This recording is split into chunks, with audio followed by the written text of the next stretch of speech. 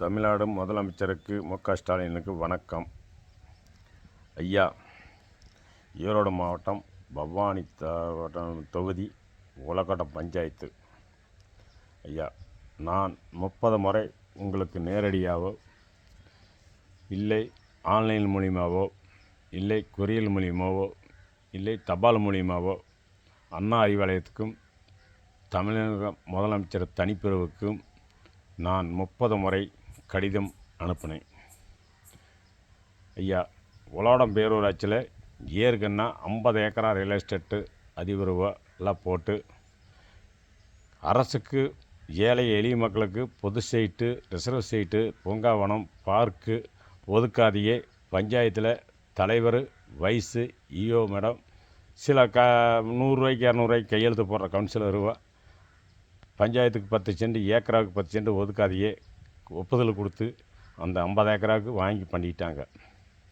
இப்போ 2025 9வது மாதம் இப்போ 30 ஏக்கரா உலகோட்டம் பேரூராட்சியில் 6 தொழில் அதிபர்வ இன்கம் டேக்ஸ் கட்டாத, வரி கட்டாத ரியல் எஸ்டேட்டில் கொண்டாந்து போட்டு சைட்டு ஆள் ஒன்று 4 ஏக்கரா, 5 ஏக்கரா, 10 ஏக்கரா போட்டுக்கிட்டு இருக்கிறாங்க. 30 ஏக்கரா இப்போ 2025 9வது மாதம் போட்டுக்கிட்டு இருக்கிறாங்க. நான் 3 முறை தமிழக முதலமைச்சருக்கு மனு அனுப்பினேன், மாவட்ட ஆட்சியாளர்களுக்கு கடிதம் அனுப்பினேன், டவுன் பஞ்சாயத்து ஏடிக்கு கடிதம் அனுப்பினேன். இப்படி பேரூராட்சி செயல் அலுவலர்களுக்கும் இப்படி பொதுமக்களுக்கு ஒதுக்க வேண்டிய இடத்த பூங்காவனம், ரிசர்வுக்கு, பொது ஸ்தானத்துக்கு, பார்க்கு இடம் ஒதுக்குங்க. 30 ஏக்கரா ஏற்கனவே 50 ஏக்கரா போட்டு எல்லாம் பணத்தை வாங்கி தின்னுப்பிட்டீங்க. நீங்கள் பஞ்சாயத்துக்கு வந்து குறைஞ்ச வகையில் வசூல் பண்ணி கட்டுறீங்க. இன்றைக்கி ஏக்கரா 30 லட்சத்துக்கு வாங்கி இன்றைக்கி ஏக்கரா 3 கோடி ரூபாய்க்கு விற்கிறான்.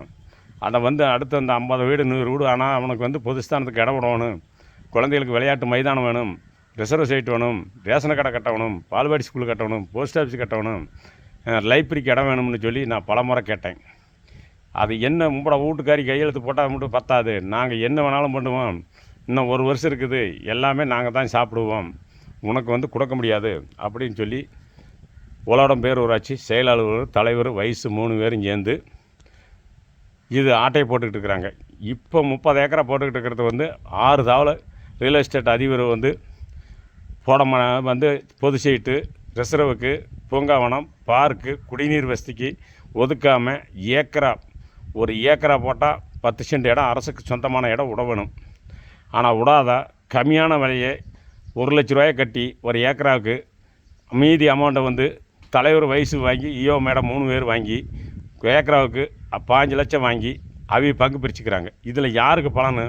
இன்னும் ஒரு 10 வருஷம் கழித்து, 5 வருஷம் கழித்து அந்த ஏரியா ஊர் வளர்ச்சி ஆகும்போது அந்த சைட்டில் இடம் வாங்கி வீடு கட்டுறவனுக்கு ஒரு கோயில் கட்டவோ, ஒரு பள்ளிக்கூடம் கட்டவோ, இல்லை ஒரு ரேஷன் கடை கட்டவோ, ஒரு லைப்ரரி கட்டவோ, ஒரு ஈபி கட்டவோ இடமோ, இல்லை குழந்தைய விளையாடுறதுக்கு அந்த இடத்துல இடம் இல்லாத பஞ்சாயத்து நாளைக்கு வாங்கி கொடுத்துருமா? இன்றைக்கி பணம் ஏக்கராவுக்கு 1 லட்ச ரூபா 2 லட்ச ரூபா வசூல் பண்ணிட்டு விட்றாங்கன்னு பாரு. இன்றைக்கி இருக்கிற தலைவர் வயசு வாங்கி தின்னுபிட்டு இன்னும் போயிடுறாங்கன்னு பாரு. இன்னும் ஒரு 5 வருஷம் 10 வருஷம் கழிச்சு அந்த இடத்துல யார் எந்த தலைவர் கொண்டாந்து ஒப்படைக்க போகிறாங்க? சாதாரண ஒரு பஞ்சாயத்தில் வந்து ஒரு பொதுமக்கள் போகிற ரோடே போட தர மாட்டேங்கிறாங்க. கேட்டால் அது பிறவட்டில் இருக்குது, கொடுக்க முடியாது, நாங்கள் வயதுக்கு வாங்கி தரேன், நீங்கள் வாங்கி தரேன், நான் ரோடு போட்டு தரேன், காங்கிரீட்டு வீதி காங்கிரீட்டு போட்டு தரேங்கிறாங்க. இன்னொரு 10 வருஷம் 15 வருஷம் கழிச்சு இந்த மக்களோட நிலையை யார் நினச்சி பார்க்குறது? இன்றைக்கி ஆசையோட நான் போய் பஞ்சாயத்துலேருந்து வாங்கி தின்னுபிட்டு போயிட்டேன்னா நாளைக்கு அந்த எதிர்காலம் வந்து வீணாக போகுது. நான் கிட்டத்தட்ட 30 முறை தமிழக முதலமைச்சருக்கு, ஈரோடு மாவட்ட ஆட்சியாளர்களுக்கு, டவுன் பஞ்சாயத்து ஏடி, இஓ மேடத்துக்கு, ஆர்டிஓவுக்கு, தாசில்தாருக்கு, ரெவன்யூ இந்த தபால் உரிமை சட்டத்துக்கு, மனித உரிமை கழகத்துக்கு எல்லாத்துக்கும் நான் பெட்டிஷன் போட்டேன். உள்ளாட்சித்துறை மந்திரிக்கு மேலாக போட்டேன். யாரும் இந்த காலகட்டத்தில் வந்து என்னோடய கோரிக்கை எடுத்து செய்கிற அளவுக்கு எந்த அரசு அதிகாரிகளும் அரசு அதிகாரிகளும் வர்றதில்லை. அரசியல்வாதி எனக்கு சப்போர்ட் பண்ணுறதில்ல. இன்றைக்கி நான் கவுன்சிலராக இருக்கிறேன், தலைவராக இருக்கிறேன், நல்லா வாங்கி தின்னுபிட்டு போயிட்டுனா அடுத்து இன்னும் 20 வருஷம் 10 வருஷம் கழிச்சு இன்றைக்கி 6 ஏக்கரா சைட்டு அந்த இடத்துல 10 ஏக்கரா போட்டுக்கிட்டு இருக்கானா, ஒரு 200 வீடு வேணாம், ஒரு பொதுஸ்தானத்துக்கு இடம் இல்லாத எங்கே போய் விளையாடுவான்? அடுத்த வீட்டு தண்ணியில் சைட்டு இன்றைக்கி 3 லட்ச ரூபா 4 லட்ச ரூபா ஒரு சென்ட் போட்டு வாங்கி போய் உட்காந்து அது ஒரு விசேஷம் செய்ய போகிறான். தயவு செஞ்சுங்க ஐயா, தமிழக முதலமைச்சர், மாவட்ட ஆட்சியாளர், டவுன் பஞ்சாயத்து ஏடி, பவானி தாசில்தார், அடுத்தது வந்து உங்களோட செயல் அலுவலர். இந்த தலைவர் வயசு பண்ணுற அட்டுழித்தை யாரும் தட்டி கேட்க மாட்டேங்கிறாங்க. அதுக்கு துணையாக எங்கள் உலோடம் பேரூராட்சி துணை செயல் அலுவலரும் சேர்ந்து இந்த மாதிரி பண்ணுறாங்க. எனக்கு தேவைகள் என்னோடய கோரிக்கை என்ன தெரியுமா? மக்களுக்கு வந்து ரியல் எஸ்டேட் போட்டால் ரியல் எஸ்டேட் போட்ட அதிபர்கள்லாம் அந்த தொழில் அதிபர்கள்லாம் தயவு செஞ்சு சொல்கிறேன், மக்களுக்கு சேர வேண்டிய இடம் ஏக்கராவுக்கு 10 செண்டு. நீ எத்தனை ஏக்கராவை போட்டுக்கோ. 5 ஏக்கரா போட்டால் 50 செண்டு ஒதுக்கணும். 2 ஏக்கரா போட்டால் 20 செண்டு பொதுஸ்தானத்துக்கு ஒதுக்கணுங்க, அரசுக்கு ஒதுக்கணும். நீங்கள் பணமாக கட்டி தலைவர் தெரிஞ்சவன் தான், வயசு சொந்தக்காரன் தான், தலைவர் எங்கள் மாமன் தான், செயலூர் எங்கள் பங்காளி தான் சொல்லி நீங்கள் வந்து பணத்தை கொடுத்து ஏக்கரா மேலே செண்டுக்கு மேலே வந்து மொத்தம் 10 செண்டுக்கு 2 லட்ச ரூபா வாங்கிட்டு ரசீது போட்டு டிடிபி அப்ரூவ்டு கொடுத்துட்டிங்களா? நான் தகவல் உரிமை சட்டத்தில் போட்டிருக்கிறேன், தகவல் உரிமை சட்டத்தில் போட்டுக்கிறேன், தகவல் உரிமை சட்டத்துலேயும் போட்டிருக்கிறேன், மனித உரிமை காலத்துலேயும் பெட்டிஷன் கொடுத்துருக்குறேன். ஹைகோர்ட்டில் கூட நான் போக தயங்க மாட்டேன். தயவு செஞ்சு நீங்கள் ரியல் எஸ்டேட்டு பண்ணுறீங்க, தயவு செஞ்சு பண்ணுங்க. பொதுமக்களுக்கு நீங்கள் அந்த ஏரியாவில் விற்கிறவனுக்கு பொது சைட்டு, ரிசர்வ் சைட்டு, பூங்காவனத்துக்கு, பார்க்கு, குடிநீர் வசதிக்கு இதெல்லாம் இடம் ஒதுக்கிட்டு தான் நீங்கள் டிடிபி அப்ரோடு கொண்டு போய் கொடுக்கணும். இன்னும் 7 மாதம்தான் இருக்குது. வாங்கிட்டு நான் பண்ணி தரேன், ஒரு கவுன்சிலர் போலினாலும் பரவாயில்ல, மொத்தத்தை நான் இது பண்ணேன், நான் டிடிபி தரேன், பணம் தாருன்னு நைட்டும் பகலும் வயசு தலைவர் வண்டி எடுத்துகிட்டு தொலாகிட்டு இருக்கிறாங்க. இந்த கமிஷன் பணத்துக்கு ஏக்கராவுக்கு 5 லட்ச ரூபா வாங்குறாங்க டிடிபி அப்ரோடுக்கு. அதை தயவு செஞ்சு கொடுத்துட்டு ரியல் எஸ்டேட் அதிபருக்கு கொடுத்துட்டு ஏமாந்து போயிடாதீங்க. நான் கோட்டாலும் கோட்டில் போட்டாலும் செல்லும், நீ போட்டாலும் செல்லும். நீங்கள் வந்து அப்படி எதாவது மீறி நீங்கள் இந்த மக்களுக்கு 10 செண்டு சைட்டு, ஏக்கராவுக்கு 10 சைட்டு ஒதுக்காத விட்டுட்டு ரியல் எஸ்டேட் அதிபரில் தயவு செஞ்சு சொல்கிறேன், நீங்கள் அப்படி கொடுத்து ஏமாந்துட்டிங்களா தயவு செஞ்சு நான் சீரழிச்சு விடுவேன். எனக்கு என்றைக்காக இருந்தாலும் நியாயம். ஒரு ஏக்கராவுக்கு 10 செண்டு விட்டுட்டு தான் நீங்கள் போடணும்.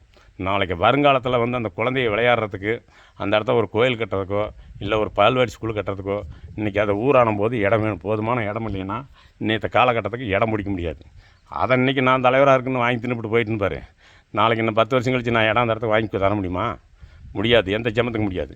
நீங்கள் தரமாக போடுறீங்க, தரமானக்குங்க. பஞ்சாயத்துக்கு பணம் கட்டாத கூட டிடிபி அப்ரூவ்டு வாங்கிக்கோங்க. அரசுக்கு ஒதுக்க வேண்டிய இடத்த நீங்கள் தயவு செஞ்சு ஒதுக்கிடுங்க. 10 செண்டு ஏக்கராவுக்கு ஒதுக்கிட்டு போட்டிங்களா உங்களுக்கு ஆதரவு கொடுப்பேன். தலைவருக்கு வயசுக்கு பணத்தை நஞ்சத்தை கொடுத்து நீங்கள் 10 செண்டு ஒதுக்காதா நீங்கள் அப்படியே போட்டிங்களா உங்களை ஹைகோர்ட் வரைக்கும் கூட நாங்கள் கொண்டு போக தயாராக இருக்குது. அதை கூட விடுப்பாரு. நீங்கள் மீறி அப்படியும் வந்து இதுக்கு 10 செண்டு ஏக்கராவுக்கு ஒதுக்காதா, எல்லா வசதியும் செய்யாதா, நீங்கள் பிறக்கிற தலைவர் வயசு வச்சு அந்த இஓ மேடத்தை வச்சு நீங்கள் சைட்டுக்கு அப்ரூவ்டு டிடிபி அப்ரூவ்டு கொடுத்துட்டாங்கன்னு பாரு, எந்த கவுன்சிலர் தீர்மானம் தேவையில்லை. இது 3வது கூட்டத்தில் வச்சது, 4வது கூட்டத்தில் வச்சது, இது அப்படின்னு சொல்லி 2024 வச்சது, 2023 வச்ச கூட்டம் அப்பயே கையெழுத்து வாங்கிட்டுன்னு சொல்லி நீங்கள் பண்ணி ஏமாந்துடாதீங்க. ஆனால் அப்படி செஞ்சு கொடுப்பாங்க. நான் வந்து இந்த மாதிரி வந்து வச்சு வாங்கி கொடுத்துட்டேன், தீர்மானம் வச்சு கொடுத்துட்டேன்னு தயவு செஞ்சு கொடுத்து ஏமாந்துடாதீங்க. ஏன்னா முதலீடு உங்களுது, முதல் நீங்களுது. நான் வந்து கொடுக்குறத வாங்கி சோப்பில் போட்டு போடுறேன்னு நினைக்கக்கூடாது. அந்த மாதிரி தயவு செஞ்சு சொல்கிறேன். ரியல் எஸ்டேட் அதிபர்களுக்கு ஒரு வேண்டுகோள், தயவு செஞ்சு தரமாக வேலை செய்யுங்க. அரசுக்கு ஒதுக்க வேண்டிய இடத்த ஒதுக்குங்க. நாளைக்கு அந்த உங்கள் சைட்டில் இடம் வாங்குறவனுக்கு ஒரு பொது இடம் விட்டுட்டு நீங்கள் டிடிபி அப்ரூவ்டுக்கு நுழைச்சால் உங்களை வரவேற்பேன். அப்படி மீறி தலைவர் வயசு இப்படி இஓ மேடம் சொல்கிறாங்கன்னு சொல்லிவிட்டு ஏக்கரா 10 சென்ட்டுக்கு 2 லட்ச ரூபாய் கட்டிட்டு அரசுக்கு ஒதுக்காத கடைசியில் அவங்களுக்கு நஞ்சமாக 5 லட்சம், ஏக்கராவுக்கு 10 லட்சம் கொடுத்துட்டு நீங்கள் ஏமாந்துடாதீங்க. அப்படி ஏமாந்துட்டிங்களா நான் ஒரு பொழுதும் உங்களை சாதாரண இதில் விட மாட்டேன். இன்கம் டேக்ஸு, ரைடு, சிபிஐ எல்லாம் விட்டு நீங்கள் பணம் கணக்கு கட்டலின்னு சொல்லி, டேக்ஸ் கட்டலின்னு சொல்லி நான் அந்த துறைக்கு போக வேண்டிய நாட வேண்டிய இதை பெட்டிஷன் போட வேண்டிய நிலைமை வந்துடும். தயவு செஞ்சு சொல்கிறேன் ரியல் எஸ்டேட் அதிபர்களுக்கு, நீ கோரிக்கையை ஏற்று நீங்கள் பண்ணால் பண்ணுங்கள். இவன் என்ன சொண்டக்கா பையன், என் பணத்துக்கு அடிமையானவன் அப்படின்னு நினச்சி ஏமாந்துட்டிங்களா? இப்போ இருக்கிற பஞ்சாயத்து தலைவனை நம்பி, நீங்கள் வயசு பஞ்சாயத்து தலைவனையும் நம்பி, வயசை இஓ மேடத்தை நம்பி பணத்தை ஏக்கராவுக்கு 10 லட்சம் 5 லட்சம் கொடுத்து ஏமாந்து டிடிபி அப்ரூவ்டு முறையாக போடலினா நான் ஒரு பொழுதும் விட மாட்டேன். உங்களை கோர்ட்டை வரைக்கும் விடுவேன். இன்கம் டேக்ஸு, ரைடு, சிபிஐ விட்டு உங்களை எல்லாத்தையும் உள்ளே வந்து இந்த முறையாக வந்து ஏக்கரா அன்றைக்கி வந்து வாங்கினதுக்கு கவர்மெண்ட்டுக்கு டேக்ஸ் கட்டி வாங்கியிருக்கிறாங்களா, சிஎஸ்டி கட்டி அவங்களுக்கு டேக்ஸ் கட்டி கருப்பு பணம்னு சொல்லி பெட்டிஷன் போட்டு உங்களை அதுலேயும் லோலாயம் பண்ணுவேன். முறையாக தரமாக ஏக்கராவுக்கு நீ 5 ஏக்கரா போட்டால் 50 சென்ட் பொதுமக்களுக்காக ஒதுக்கு. சைட்டுக்கு வந்து டிடிபி அப்ரூவ்டு முறையாக தரமாக வேலை செய்யுங்க. தரமாக வாங்கிட்டு தரமாக வீயுங்க. அதுக்காக வந்து இந்த தலைவர் போயிடுவாங்க, நாம் வாங்கிக்கலாம், அப்புறம் வந்து நாம் அடுத்து வந்தால் ஆட்சி ஆட்சி வருதோ நாம் அப்புறம் விற்றுக்கலாம் பண்ண முடியாதுன்னு சொல்லிட்டீங்களா? நீங்கள் ஏமாந்துடாதீங்க, ஒரு பொழுதும் கண்மூடி ஏமாந்துடாதீங்க. தரமாக வேலை செய்யுங்க. டிச்சை கட்டுங்க, கல்வெட்டு போடுங்க, ரோட்டை தரமாக செய்யுங்க, லைட் வசதி போடுங்க, தனி டேங்க் கட்டுங்க. மக்களுக்கு உண்டான பூங்காவனத்துக்கு என்ன இடம் ஒதுக்குறீங்களோ பூங்காவனம் கட்டுங்க. பார்க் என்னமோ அதே மாதிரியே செய்யுங்க. டிச்சு வந்து தரமாக காங்கிரீட்டு தான் போடணும், ஆலாப்பழா கல் வச்சு கட்டக்கூடாது. இப்படியெல்லாம் கட்டி நீங்கள் ஏமாந்துடாதீங்க. நான் பஞ்சாயத்து தலைவனாக இருந்தால் போதும்டாப்பா எனக்கு கொடுத்தது போதுமெல்லாம் நினச்சிட்டு சீக்கிரம் நீங்கள் கொண்டாங்க ரோட்டை போட்டு கொண்டாங்க நான் வச்சு தரேன்னு சொல்லி இப்போ பறையாக பறக்கிறானுங்க. ஏன்னா அடுத்த எலெக்ஷன் அறிவிச்சிட்டா அவங்களுக்கு ஒரு மயிரும் கிடைக்காதுன்ட்டு 2 கவாதி பசுவாக ஒரு செயல் அலுவலரும் தீவிரமாக விஷத்தை பாயசத்தை வச்சு கொள்றத கூட இப்போ திரியிறாங்க. தயவு செஞ்சு கொடுத்து ஏமாந்துடாதீங்க. தரமாக வேலை செஞ்சுட்டு அரசுக்கு ஒதுக்க வேண்டிய இடத்த ஒதுக்கிட்டு நீங்கள் தயவு செஞ்சு வீங்க. அப்படி எதாவது வந்து இந்த மாதிரி ஒதுக்காத நீங்கள் பணத்தை கட்டி பஞ்சாயத்துக்கு பணத்தை கட்டி மீதி எல்லாமே விற்றுட்டு போகலான்னீங்களா? தயவு செஞ்சு ஒரு பொழுதும் நான் விடமாட்டேன். மனித உரிமை கழகத்தில் பெட்டிஷன் போட்டிருக்கிறேன், தகவல் உரிமை சட்டத்தில் போட்டிருக்கிறேன், ஹைகோர்ட்டில் கூட பெட்டிஷன் போட்டிருக்கிறேன். ஏமாந்துடாதீங்க தயவு செஞ்சு. ரியல் எஸ்டேட் உலகம் பேரூராட்சியில் வேலை செய்கிற ரியல் எஸ்டேட் அதிகாரிகளுக்கு தான் சொல்கிறேன். 100 ரூபா கொடுத்தீங்கன்னா கூட தலைமுழுகிட்டு போன மாதிரி தான் இருக்குது. நீ 50 லட்சம் கொடுத்தீங்கனாலும் நாமத்தை போட்டு போன மாதிரி தான் இருக்குது. தயவு செஞ்சு சொல்கிறேங்க, தரமாக செஞ்சு தரமாக மக்களுக்கு நீங்கள் விற்கிற இடத்துல தரமாக பொது இடம் ஒதுக்கி விட்டு ரிசர்வ் சைட்டு, பொது சைட்டு, பூங்காவனம், பார்க்கு, குடிநீருக்கு இந்த இடத்துக்கெல்லாம் ஒதுக்கி விட்டிங்களா வருங்காலத்தில் வந்து பால்வாடி ஸ்கூல் கட்டவோ இல்லை பள்ளிக்கூடம் கட்டவோ இல்லை ரேஷன் கடை கட்டவோ இல்லை ரைப்பிரிக்கோ இபி ஆஃபீஸுக்கோ போஸ்ட் ஆஃபீஸுக்கோ எங்களுக்கு வாடகை கட்டடத்துலலாம் இயங்கிட்டு இருக்குது. அதுக்கு நாங்கள் ஒதுக்கலான்னு நான் பாடுபடுறேன். நீங்கள் மொத்தமாக வந்தால் தலைவனுக்கு கொடுத்துட்டு வயசுக்கு கொடுத்துட்டு நீங்கள் ஏமாந்துடாதீங்க. நன்றி. இப்படி ஏமாந்துட்டீங்க அடுத்து நான் உங்களை ஹைகோர்ட்டை வரைக்கும் போட்டு ஏன்டா இந்த ஒரு பொழப்புக்கு ரியல் எஸ்டேட்டுக்கு போகணும்னு நீங்கள் சீரழிஞ்சு போகிறீங்க. எனக்கு அதுக்கும் வெற்றி கிடைக்கலையா, ஹைகோர்ட்லேயும் முடியலையா, நான் என்ன பண்ணுவேன்? அடுத்த சிபிஐக்கு கொடுப்பேன். சிபிஐக்கு அனுப்புனா விசிலன்ஸுக்கு அனுப்புவேன்.